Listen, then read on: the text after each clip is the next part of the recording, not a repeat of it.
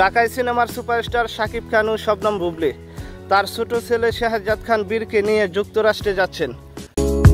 প্রিয় ভিউয়ার্স, বিস্তারিত জানতে হলে ভিডিওটি না টেনে শেষ পর্যন্ত দেখতে থাকুন। শাকিব খান এর আগে বড় ছেলে আব্রাহাম খান জয়কে নিয়ে যুক্তরাষ্ট্রে গিয়েছিলেন এবং সেখানে বেশ কিছুদিন সময় কাটিয়েছিলেন। সেখানে তারা একসাথে থাকবেন। সে সময় তার সাথে ছিলেন অপু বিশ্বাস। আর এখন ছেলে শাহজাদ এবং বুবলীকে নিয়ে যুক্তরাষ্ট্রে। এই সফরে তারা দুইজনেই ছেলের সাথে সময় কাটাবেন এবং তার স্মৃতি তৈরি করবেন। আর এই খবর অপু বিশ্বাস শুনে কান্না করছেন। শাকিব কথা দিয়ে কথা রাখেন, আবারও প্রমাণ করলেন। কারণ শাকিব খান বলেছেন বুবলী ও বীরকে দারুণ স্মৃতি উপহার দিবেন। অবশেষে তাই হচ্ছে। বীর ও বুবলীকে নিয়ে আমেরিকায় থাকবেন শাকিব খান। শাকিব খান বলেন, কাজের ব্যস্ততা তো সন্তানদের সময় দিতে পারছি না।